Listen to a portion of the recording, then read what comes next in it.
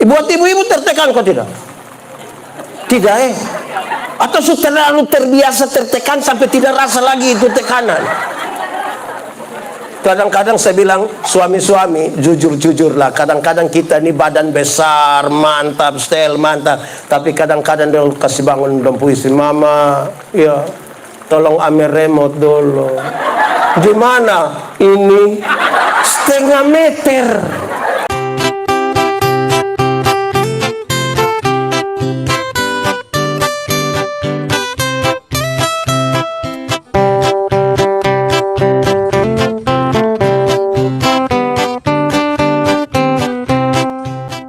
Bapak Ibu Saudara-saudara, dalam sukacita kita di malam hari ini, saya pilih bagian ini untuk menjadi bagian perenungan firman untuk kita. Injil Matius pasal 28 ayat 1 sampai ayat yang ke-10. Injil Matius pasal 28 ayat 1 sampai ayat yang ke-10. Yang sudah dapat katakan amin. Amin betul. Separuh dia belum buka juga amin, itu tipu itu. Injil Matius pasal 28 ayat 1 sampai ayat yang ke-10. Kebangkitan Yesus. Setelah hari Sabat lewat, menjelang menyingsingnya fajar pada pertama minggu itu, pergilah Maria Magdalena dan Maria yang lain menengok kubur itu. Maka terjadilah gempa bumi yang hebat. Seorang malaikat Tuhan turun dari langit dan datang ke batu itu dan menggulingkannya, lalu duduk di atasnya. Wajahnya bagaikan kilat dan pakaiannya putih bagaikan salju. Dan penjaga-penjaga itu gentar ketakutan dan menjadi seperti orang-orang mati. Akan tetapi malaikat itu berkata kepada perempuan-perempuan itu, jangan takut, sebab aku tahu kamu mencari Yesus yang disalibkan itu. Ia tidak ada di sini, sebab ia telah bangkit seperti yang telah dikatakannya. Mari lihat tempat ia. Segeralah pergi katakan kamu akan segera pergi dari kubur itu dengan takut dan dengan sukacita yang besar, dan berlari cepat-cepat untuk memberitahukannya kepada murid-murid Yesus. Tiba-tiba Yesus berjumpa dengan mereka. Salam bagimu. Mereka mendekatinya dan memeluk kakinya serta menyembahnya. Kepada mereka, jangan takut, pergi dan katakanlah kepada saudara-saudara saya. Mereka pergi ke Galilea dan di sanalah aku. Demikian firman Tuhan. Berbahagia setiap orang yang mendengar firman, memelihara dan melakukan dalam hidup setiap hari. Shalom. Sekali lagi shalom. Kita ada di KPI malam hari ini tapi hujan. Baik atau tidak baik? Baik atau tidak baik? Yakin? Sepatu kotor tidak apa-apa? Baik juga. Tapi saya tahu di awal sebelum masuk bagian ini saya katakan, hujan mengajarkan kepada kita 3 hal. 1, hujan mengajarkan kepada kita supaya duduk semakin rapat. Saya yakin kalau tidak hujan pasti banyak yang di sana, banyak yang di sana, banyak yang di sana. Tapi karena hujan maka kita semakin rapat. Memang pergumulan bergereja masa kini ini adalah bagaimana kita semakin rapat. Karena banyak orang, seperti lagu bilang, anak masing-masing duduk di rayon-rayon sendiri, tiap rumah tangga sendiri. Bahkan sududuk rapat-rapat saja ada yang asik dengan orang di luar, bukan yang ada di sini. Hujan mengajarkan kita supaya semakin. Yang kedua, hujan mengajarkan kepada kita supaya berteriak makin keras. Berteriak makin, iya harus keras. Saudara-saudara, kalau bicara pelan-pelan, ini derasnya hujan buat kita tidak kedengaran suara-suara. Hanya bunyi hujan. Apa yang ingin saya sampaikan? 2. Pertama, saudara, perubahan zaman ini terlalu cepat. Kadang-kadang kita belum siap untuk perubahan. Satu perubahan berikutnya sudah datang. Kalau suara kenabian gereja tidak diteriakan dengan kuat, saudara kalah terhadap ini perkembangan zaman. Kita kalah. Perkembangan ini terlalu cepat. Tetapi bagian yang kedua, saudara-saudara, hujan juga menguji kita ini penting atau tidak. Saudara tahu, kalau sesuatu itu penting, mau susah seperti apapun kita akan menemukan. Contoh, kalau mama-mama, bapak-bapak dong pulang dari gereja lupa HP, Datang cari kau tidak? Datang cari kau tidak? Kalau hujan, kenapa tidak kasih tanggal koster dapat? Karena penting toh. Pas sudah mau masuk rumah sadar HP tidak ada, aduh tolong telepon koster. Halo koster tolong. Kenapa mama lupa HP? Kok mama? Nah, di semua bangku cek saja. Karena dia penting, karena dia mahal. Orang datang cari sekalipun tapi misalnya saudara pulang lupa tisu, yang sudah pakai lap rencana mau buang di kotak sampah tapi lupa di bangku gereja. Datang cari. Kenapa kok HP cari tisu tidak cari? Kalau penting kita menemukan jalan. Kalau kita rasa tidak penting, kita menemukan alasan. Saya tidak tahu di Shalom lebih banyak menemukan jalan atau alasan. Jalan atau alasan? Jalan alasan? Ya masing-masing jawablah begitu. Itu kedua. Tapi yang ketiga, saudara, saya ingin mengatakan pada saudara, ada teka-teki dulu di kampung bilang begini, jatuh di bawah, cari di atas. Apakah itu? Jatuh di bawah, cari di atas. Apakah itu? Hujan koseng bocor. Kalau hujan koseng bocor kan dia menetes di bawah, kan kita cari begini toh. Tidak mungkin menetes di bawah terus kita cari, tidak tahu ini bocor di mana, kan tidak mungkin begitu. Jatuh di bawah, cari di. Artinya semua peristiwa yang terjadi di kolong langit ini harus cari jawabannya dari. Semakin kita cari di dunia ini, makin kita bingung, makin kita gelisah. Kebangkitan Tuhan Yesus itu kalau saudara cari dia pun jawaban di dunia, saudara tambah pusing. Berusaha mengumpulkan fakta-fakta, berusaha untuk mencari tahu secara ilmiah, dan itu kadang-kadang bikin kacau. Saya tidak ingin mengatakan tidak penting ya, bikin kacau kadang-kadang. Bahkan bukan sekedar kebangkitan Kristus. Kenapa kok kita suami model begitu? Itu juga cari jawaban dari Allah. Jangan cari di bawah. Kalau tidak kita bisa Di sini ada ibu-ibu yang kecewa. Tidak usah omong ya, tidak usah tunjuk orang. Kenapa kita punya istri cerewet begitu? Tidak sama dengan ibu di sebelah. Cari jawaban di, jangan cari di nanti.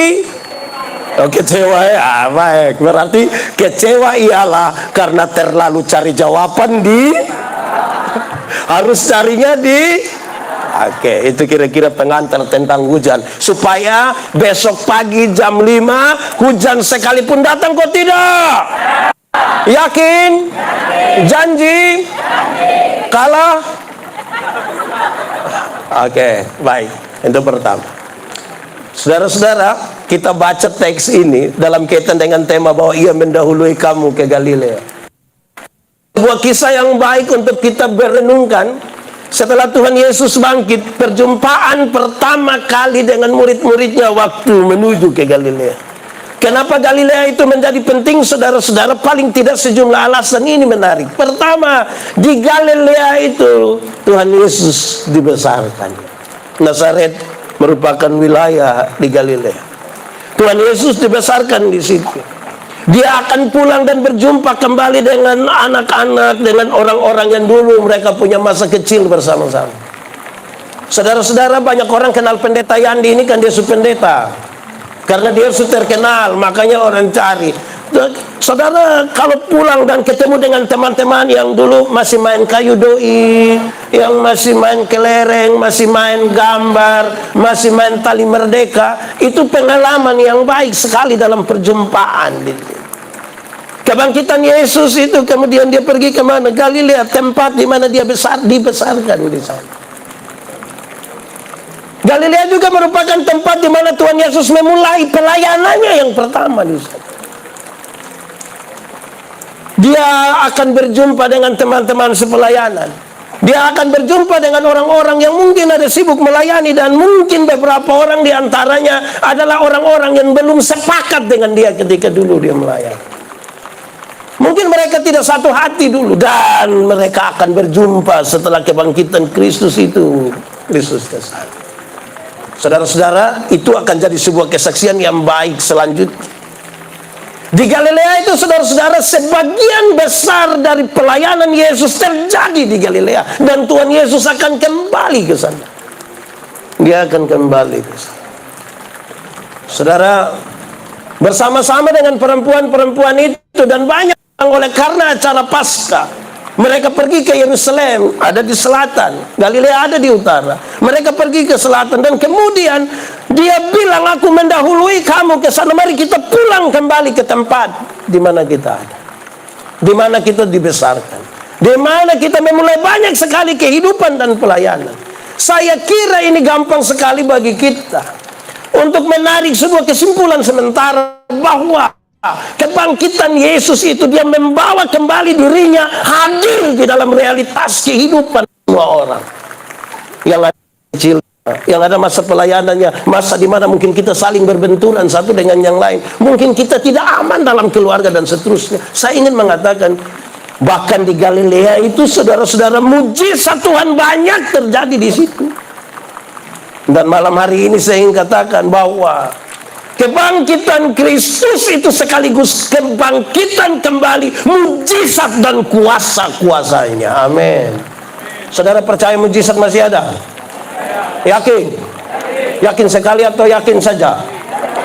Saudara percaya kalau kuasa kebangkitan itu kemudian mempersekutukan kembali kita dengan baik? Amin. Saya mau tanya dulu, di Salom sini ini penatua diaken dong rukun-rukun semua, Bu? Aman. Tidak ada dusta di antara kita. Dan duduk itu tidak ada kebencian. Berarti Kristus bangkit lama di sini. Dan mungkin sedikit lagi dia akan datang ke sini juga. Harusnya kebangkitan ini memulihkan relasi. Rumah tangga semua aman. Suami-suami aman. Istri-istri aman. Tidak tertekan. Oh tidak betul, lihat ibu-ibu kayak ragu-ragu. Atau di sekitar air nona ini yang lebih banyak tertekan suami-suami? Iya. Woi memang ibu-ibu dengar saja. Memang kadang-kadang ini ibu-ibu dong ini jus satu. Ibu-ibu ini kadang-kadang dong belum mati, ini dong janji dong ke suami. Nanti kalau mama mati, Bapak boleh kawin lagi. Tapi nanti pas acara resepsi mama hadir. Suami masih hadir lagi. Itu ibu-ibu. Kalau bapak-bapak itu, buat ibu-ibu tertekan kok tidak? Tidak Atau sudah terlalu terbiasa tertekan sampai tidak rasa lagi itu tekanan. Kadang-kadang saya bilang, suami-suami jujur-jujurlah. Kadang-kadang kita ini badan besar, mantap, style mantap, tapi kadang-kadang dia kasih bangun dong puisi, mama, ya tolong ambil remote dulu. Gimana? Ini setengah meter.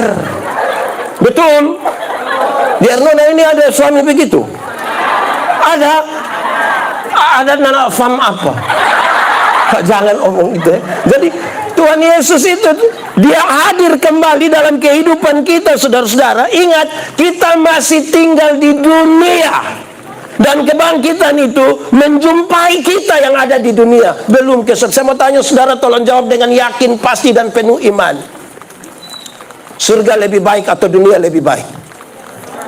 Surga lebih baik atau dunia lebih baik? Yakin surga lebih baik? Yakin sekali atau yakin saja? Berarti surga lebih baik dari dunia. Amin. Kalau begitu siapa mau pergi sekarang? Siapa yang mau pergi sekarang? Ada? Saya heran dengan saudara ini. Lebih suka tinggal di tempat yang tidak baik. Kadang-kadang saya tanya, mama kenapa tidak mau mati sekarang? Pak, anak dong masih kecil. Apalagi pun bapak model begitulah. Ya, saudara, Tuhan Yesus bangkit dan berjumpa dengan pengalaman-pengalaman kita yang masih ada di dunia. Tidak usah cepat-cepat ke surga kalau belum waktu Tuhan. Amin. Kebangkitannya berjumpa kembali dengan kita, tapi berjumpa dalam sebuah pemulihan relasi. Dia sudah mati untuk apa? Memulihkan relasi di antara manusia dengan Tuhan yang terpisah karena dosa.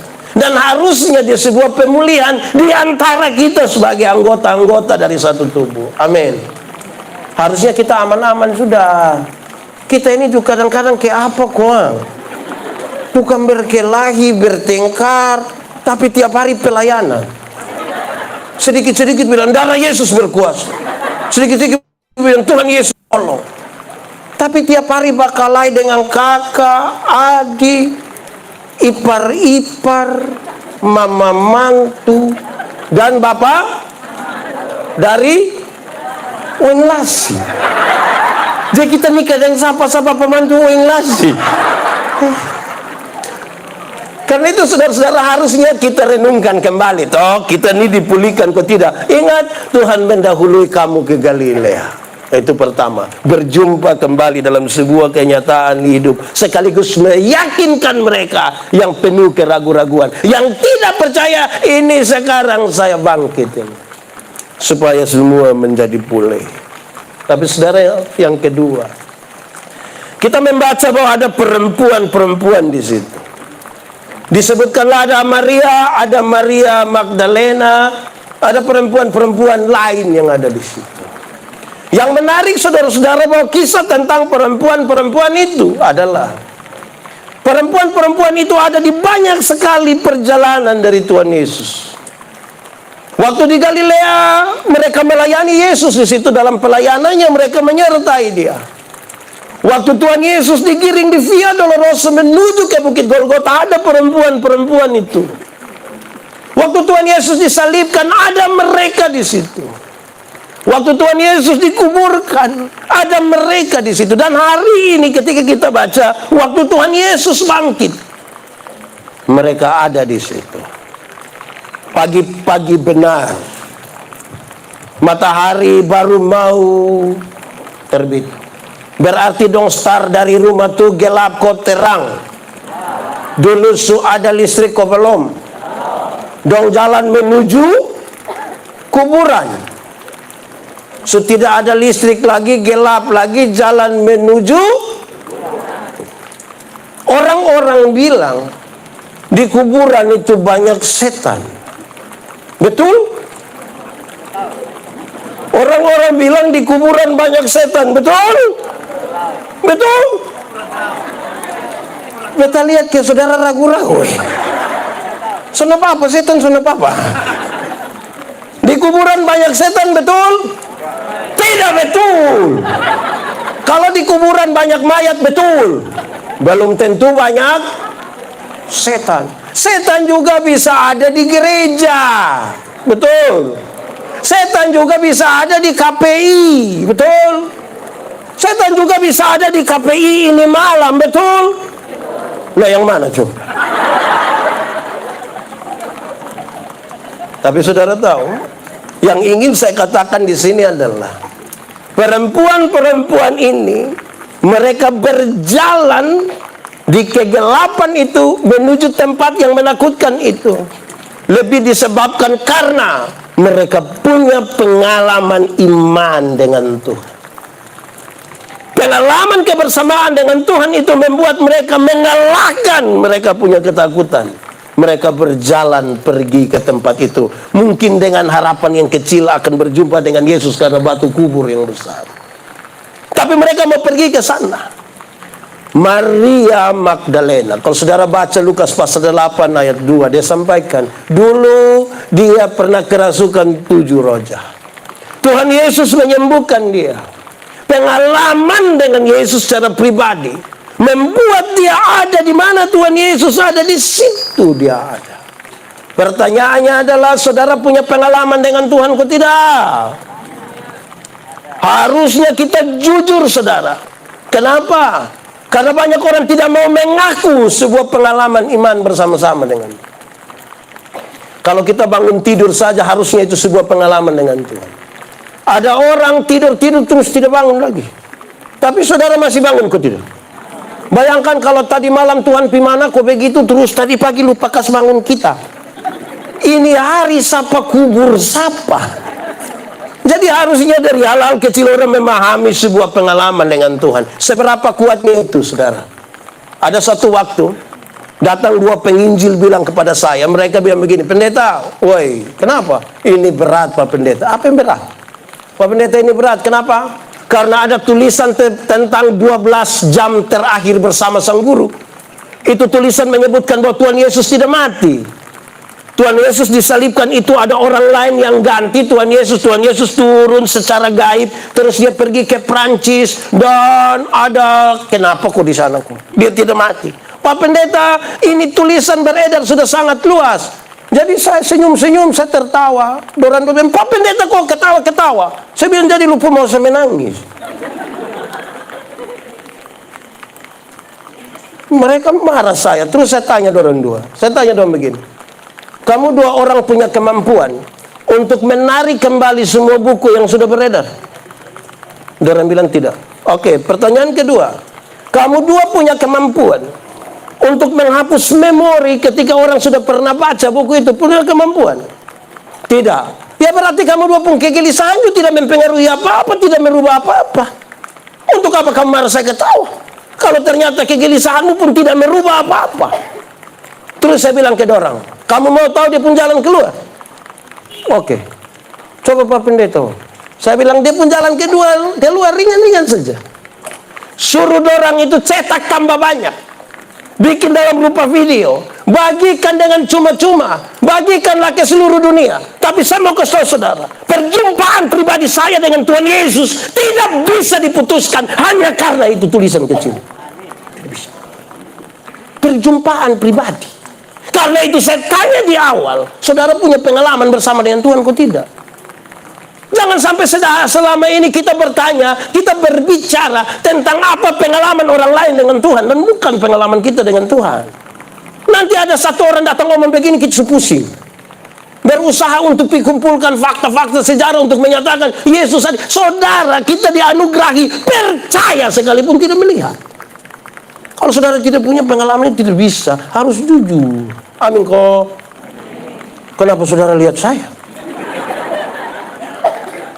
Ini yang membuat ini perempuan-perempuan berjalan ke sana. Pengalaman bersama dengan Tuhan. Tapi yang menarik saudara, apa yang kemudian Tuhan Yesus katakan kepada, apa yang kemudian mereka dapatkan di sana ketika mereka pergi ke situ? Pembacaan tadi mengisyaratkan satu dua pesan yang menarik sekali. Pertama, kamu harus percaya. Kubur kosong kamu lihat, kamu harus percaya dia bangkit. Iman itu saudara. Di sini saya bicara iman nanti habis kita bicara bagaimana kita percaya. Definisi iman yang digambarkan oleh Alkitab, Ibrani pasal 11 ayat 1. Iman adalah dasar dari yang kita harapkan dan bukti dari yang kita lihat kok tidak lihat. Lihat kok tidak lihat. Dasar itu fondasi, dasar itu vanderen, dasar itu apa leh? Oh itu sudah, yang vanderen. Tahu vanderen? Dasar kuat, bangunan kuat. Dasar miring, bangunan miring. Tuhan Yesus mengajarkan kita punya dua dasar. Boleh kita ukur kita ada di mana. Ada yang punya dasar di batu karang, ada yang punya dasar pasir. Kalau dia bangun di atas pasir, cepat rusak, cepat luntur, cepat jatuh, cepat longsor. Tapi kalau dia bangun di atas dasar batu karang, kuat sekali. Dasar dari apa? Dasar dari yang kita harapkan. Harapan itu cita-cita, idealisme ke depan.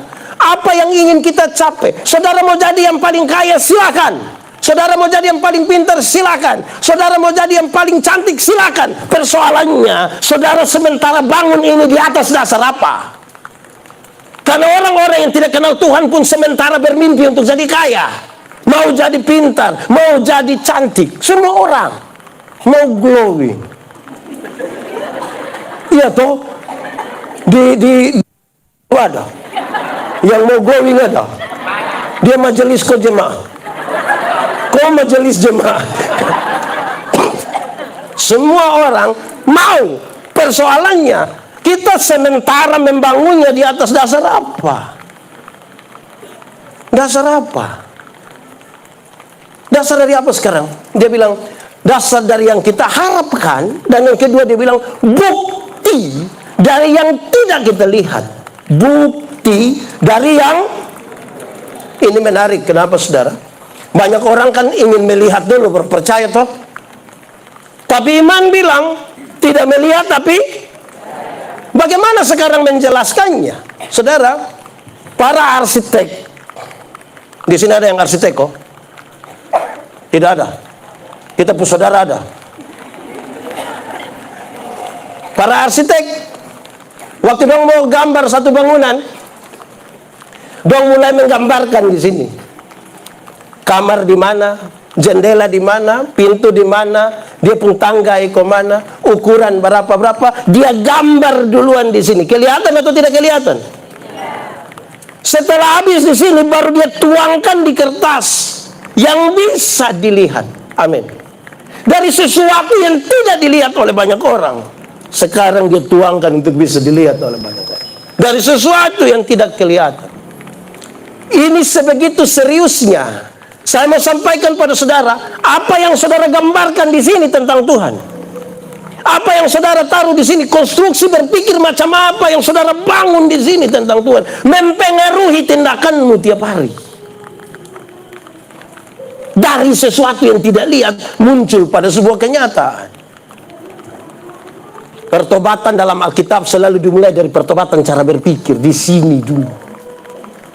Cara berpikir membentuk perilaku, perilaku membentuk kebiasaan, kebiasaan membentuk budaya, budaya membentuk karakter. Dari yang tidak kelihatan, kemudian sekarang digambarkan. Waktu bangunan besar itu jadi, saudara, bangunan besar itu jadi. Gereja Shalom, bagus kan? Waktu gereja Shalom ini semua orang puji, semua orang kagum dengan kemegahannya, saudara. Titik-titik terkuat dari gedung ini tidak dilihat oleh banyak orang. Coba cek yang datang foto-foto di muka sini. Belum tahu dia cakar ayam di mana, belum tahu.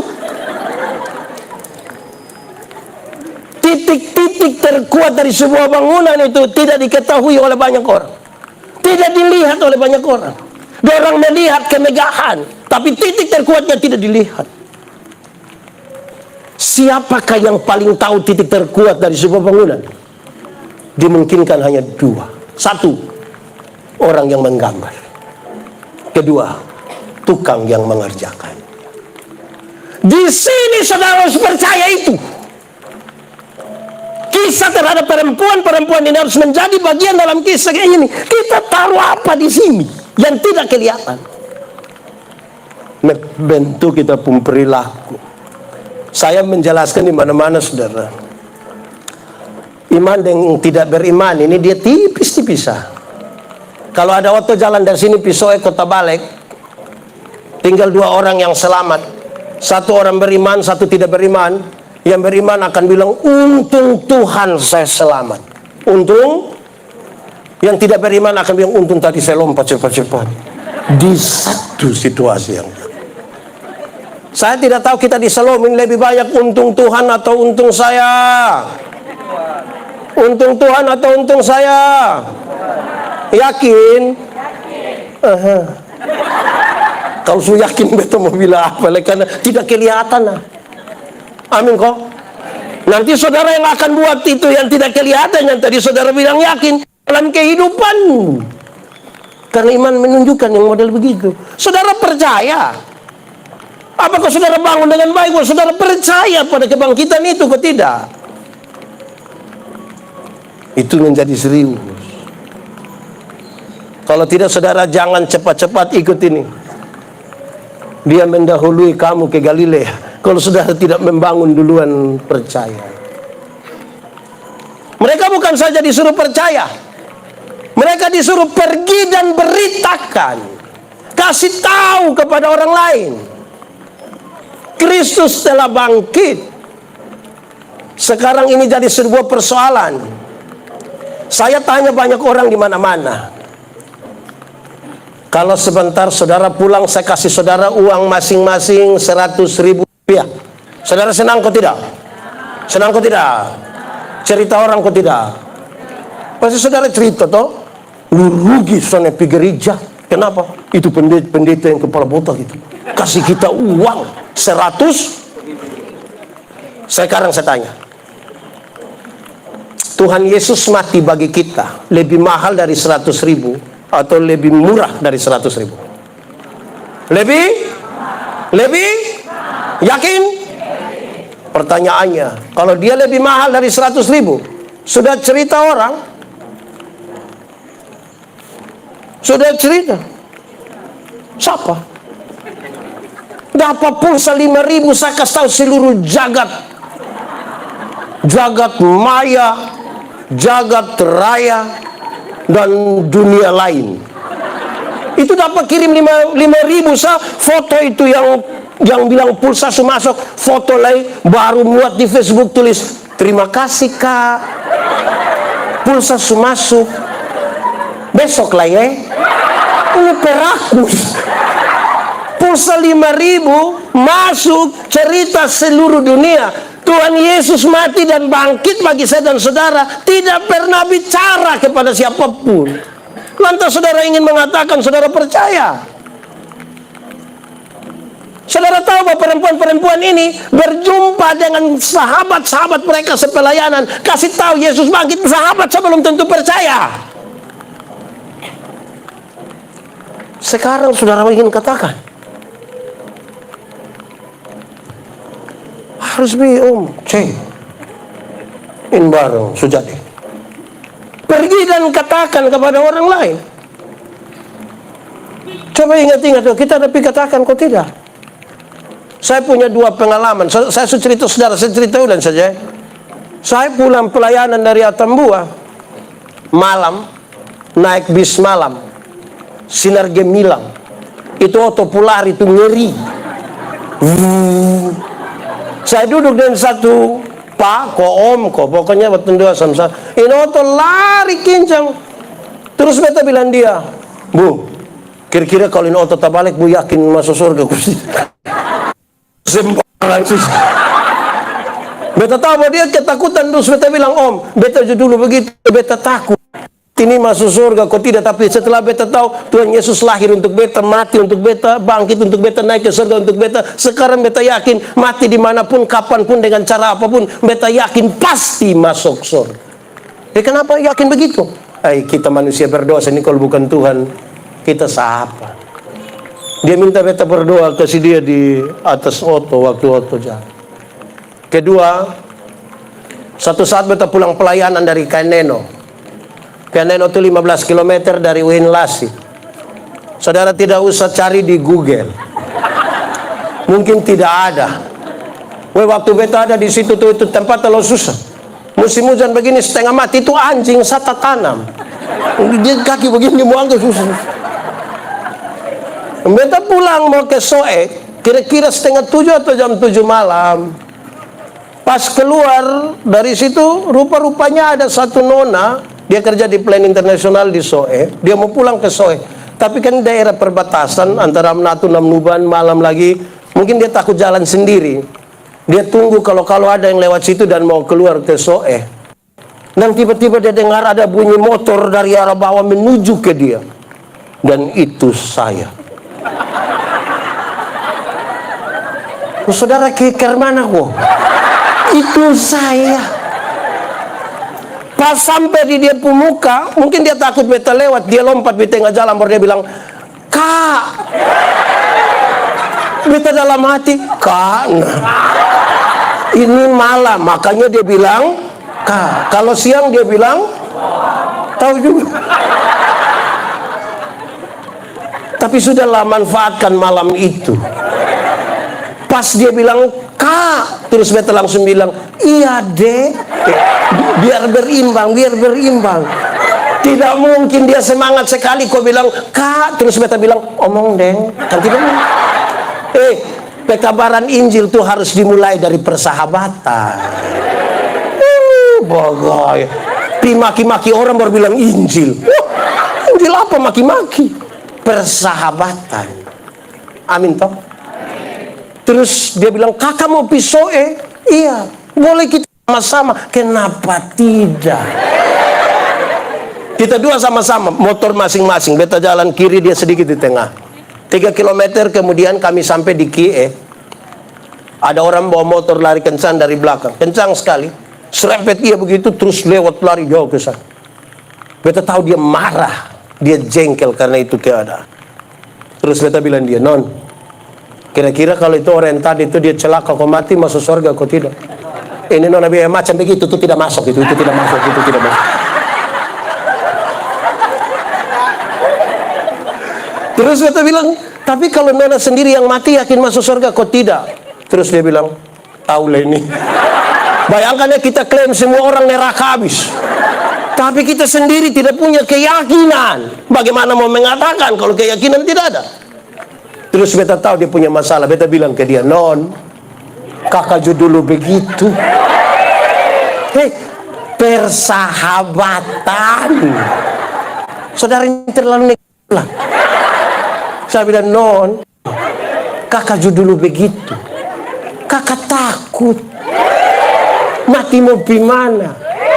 Tapi waktu kakak tahu Tuhan Yesus lahir untuk kakak, mati untuk kakak, bangkit untuk kakak, naik ke surga untuk kakak, sekarang kakak yakin mati dimanapun. Siapa yang semua aman kok? Woi, geser. Non, geser.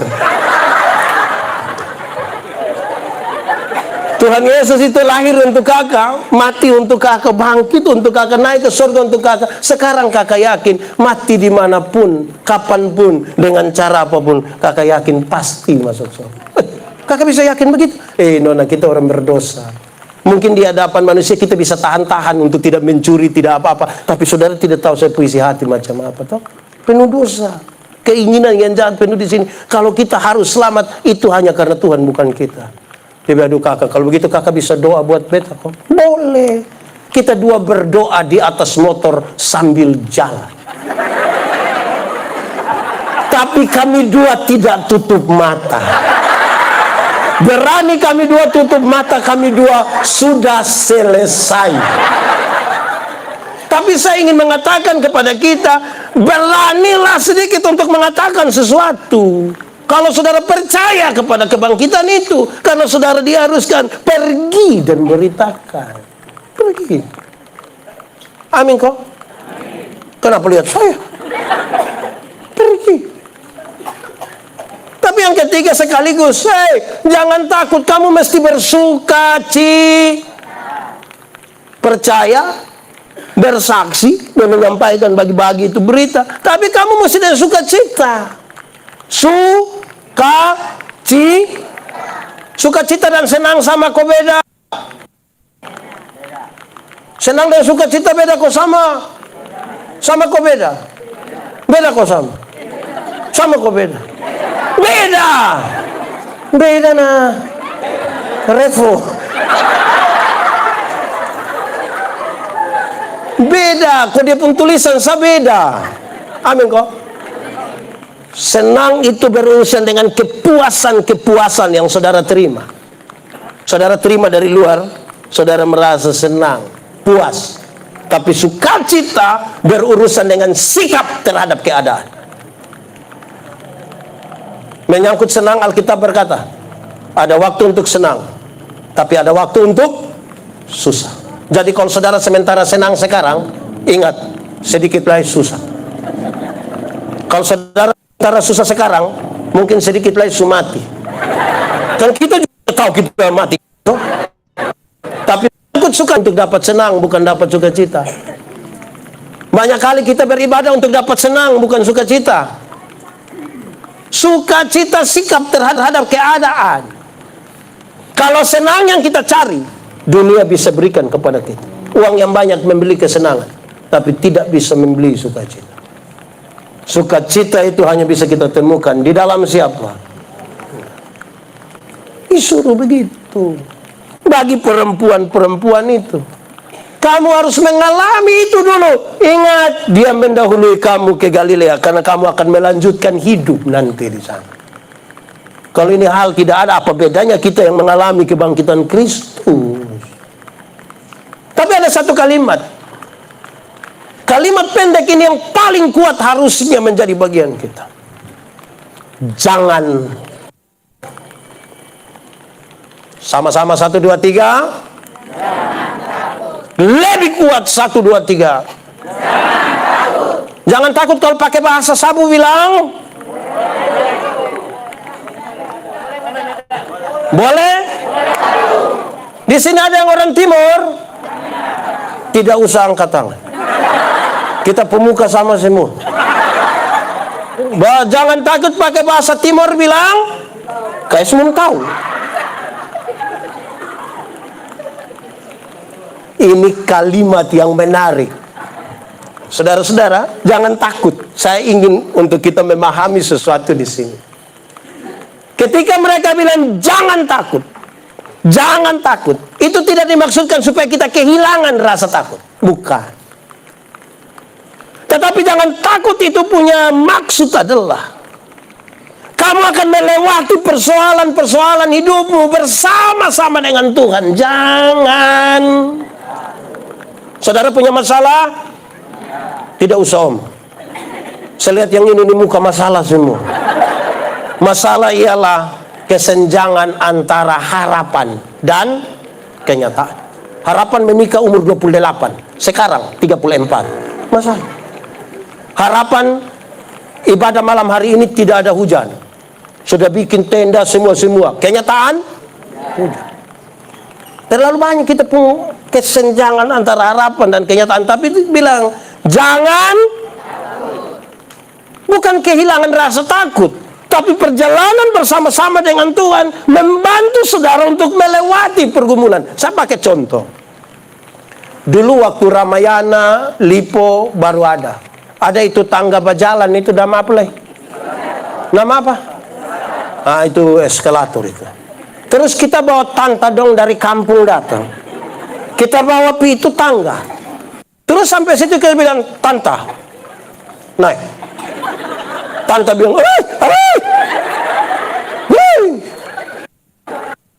oke toh?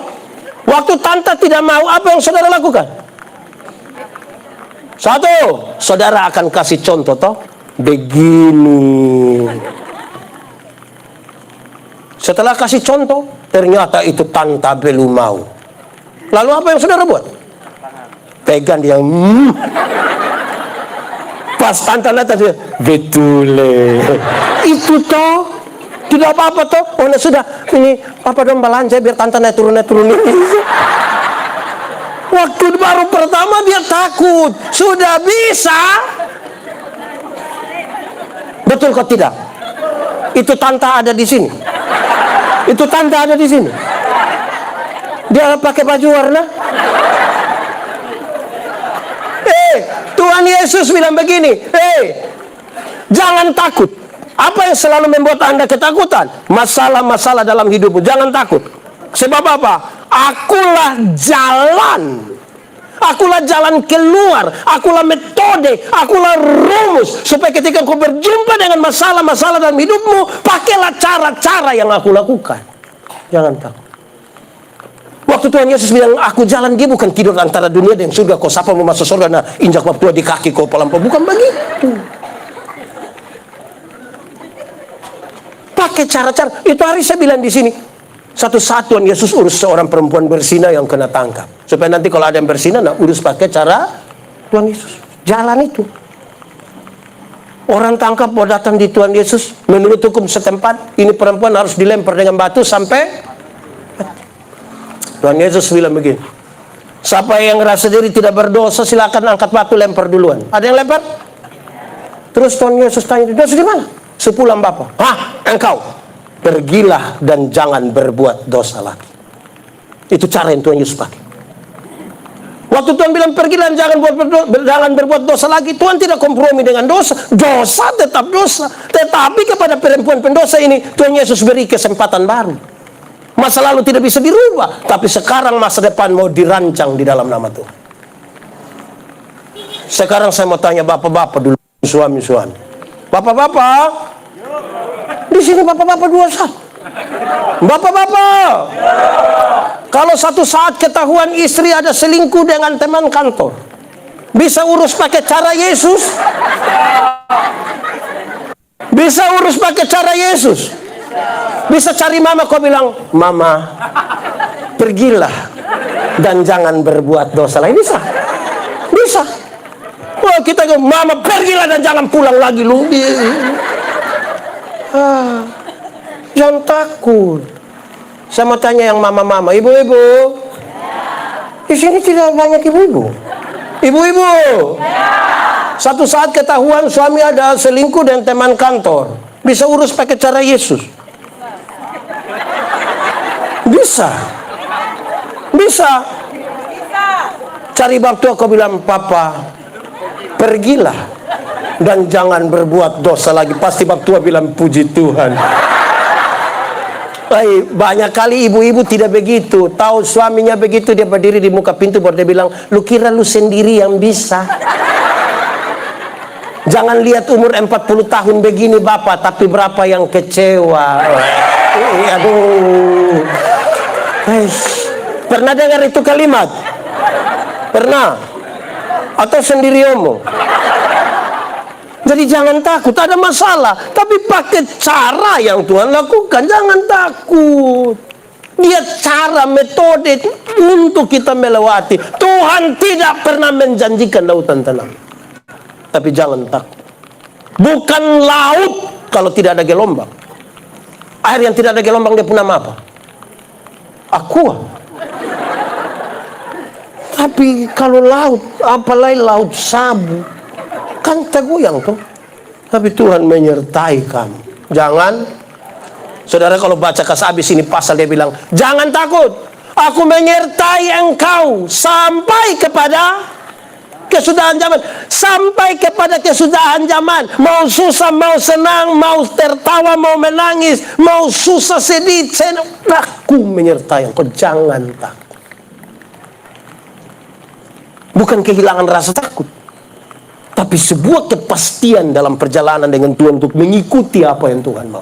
Barang siapa percaya kepadaku, melakukan pekerjaan-pekerjaan yang aku lakukan. Kedua, jangan takut. Hakikat utama dari pekabaran Injil itu kata, itu kalimat pendek itu. Pekabaran Injil itu kasih tahu orang jangan takut. Itu hakikat utama dari pekabaran Injil. Masih ada orang yang suka pikas taku orang. Di dalam Tuhan itu dia kasih ingat kita, jangan. Yang biasa kas taku itu apa? Setan. Saudara tahu, banyak kali kita ini suka kas taku orang ini. Diputar film neraka di kampung-kampung, kudu nonton habis. Neraka. Saya tidak pusing dengan neraka. Pak Pendeta, iya. Kok kenapa? Saya tidak perlu tahu. Kok kenapa? Saya masuk surga bukan karena ketakutan hukuman di neraka. Saya masuk surga dengan Tuhan Yesus mati bagi saya. Dan pikas taku orang. Amin kok. Mama-mama, kas makan anak kecil umur 2 tahun itu gampang.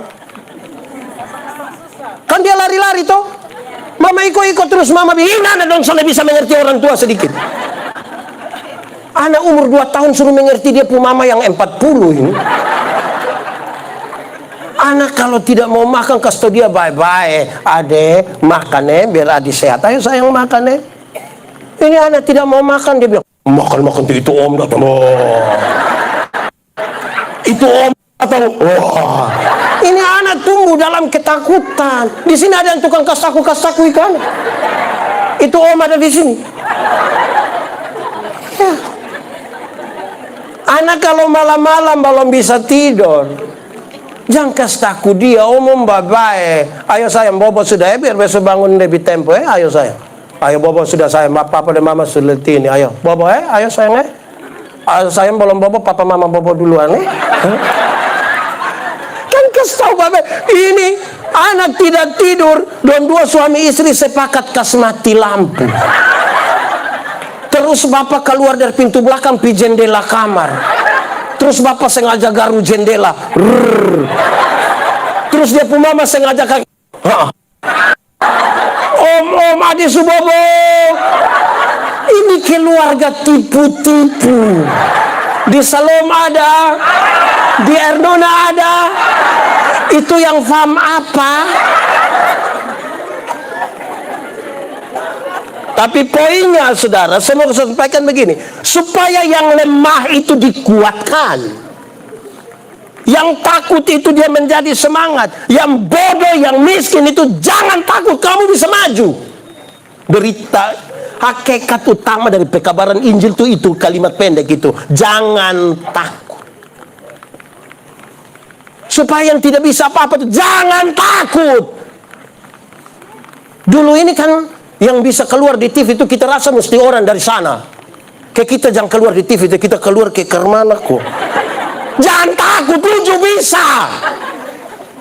Kan begitu toh. Bagi yang takut menyanyi, suara di kamar mandi kan sebagus toh. Jangan takut, tampil, gas. Jangan takut, supaya yang ketakutan. Saya melayani di rumah sakit. Kalau pi berdoa kasih itu nenek dan sebenarnya nenek kita doa iya mungkin kita doa habis nenek su mati, tapi nenek mati masuk surga. Saya jelaskan sedikit terus Pak Pendeta mati hari ini dan besok sama saja Tuhan yang beri hidup, bahkan berhadapan dengan bayang-bayang maut sekalipun dia tidak tahu. Bayangkan kalau saya pidem pisah, aduh nenek aduh sudah dia mati sudah, dia mati sudah. Supaya ketika ada anak muda satu datang bilang ke saya, Pak Pendeta Yandi, saya rasa saya manusia paling berdosa di dunia. Saya bilang, kakak, Pak Pendeta ini juga orang berdosa. Tapi kakak jangan takut kasih Tuhan lebih besar dari kita dua pun kesalahan. Itu Injil itu. Bayangkan dia datang, dia bilang, Pak Pendeta, saya rasa saya manusia paling berdosa di dunia. Iya, saya lihat muka di muka berdosa, saya sudah tahu. Lu ini kalau tidak bertobat dan kaki tangan patah buang semua. Ini berita apa ini? Saudara tahu, kita ini masih bergumul dengan kekerasan dalam rumah tangga, kemiskinan, kebodohan. Jangan takut. Kita bisa lewati itu semua. Kalau tidak pilih papa, hidup sudah terlalu susah, lu mati sudah kalau memang sudah. Semangat. Jangan takut. Berhenti pikir takut orang Kadang-kadang kita ini penuh intimidasi. Dalam Tuhan itu kita berita hakikat utama pekabaran Injil itu kasih orang jangan takut. Kalau dong bisa begitu, kenapa kita tidak bisa?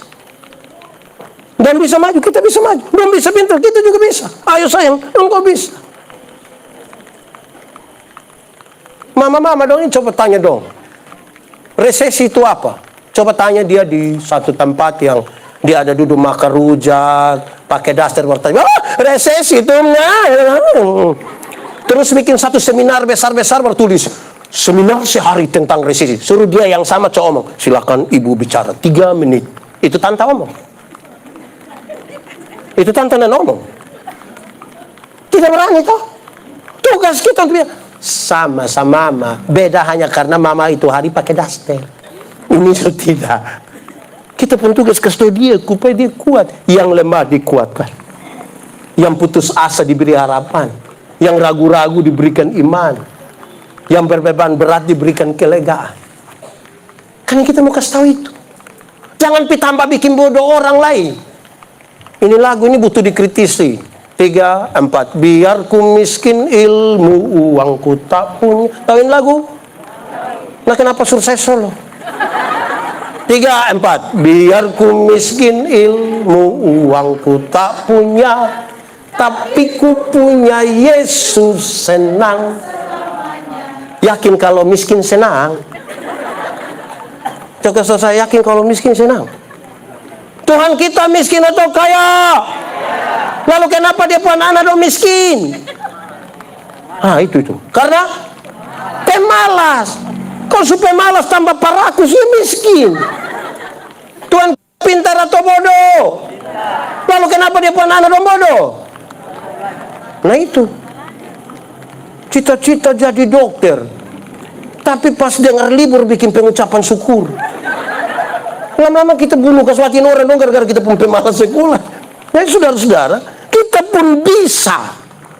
Kamu diberikan kekuatan dalam kebangkitan Kristus. Jangan takut untuk maju. Jangan takut untuk melakukan apapun. Dan tugas pemberitaan dalam hakikat utama pemberitaan Injil adalah kasih tahu orang supaya jangan takut membangun kehidupan ini. Karena dia kamu. Bukan nanti baru dia menyusul. Dia berjalan duluan. Supaya kita ikut dia pun jejak-jejak kaki yang dia tinggalkan. Supaya kita juga maju. Kalau tidak kita dari dulu bagi Isa. Bertahun-tahun kita merayakan kebangkitan Kristus. Yang katanya kebangkitan Kristus itu penuh kuasa untuk mendorong kita lebih lagi. Lalu kuasa yang mendorong kita ada di mana? Kalau ternyata kita tidak membangun kehidupan ini lebih baik. Saya kira itu serius bagi kita, saudara. Supaya kita merenungkan berulang-ulang. Mana ini? Jangan takut. Aku mendahului kamu ke Galilea. Tempat di mana kamu akan berjumpa kembali dengan kehidupanmu secara real di tengah-tengah dunia. Supaya ketika orang melihat Anda sukses dan bilang memang orang hidup dalam Tuhan itu luar biasa. Saya mau bilang di awal, semua orang bisa sukses. Tapi di atas landasan apa sekarang kita bangun? Kalau tidak di dalam Tuhan, kita tidak beda dengan orang-orang yang sedikit pun tidak merayakan dan percaya pada kebangkitan Kristus. Mari kita tunduk kepala di hadapan Tuhan.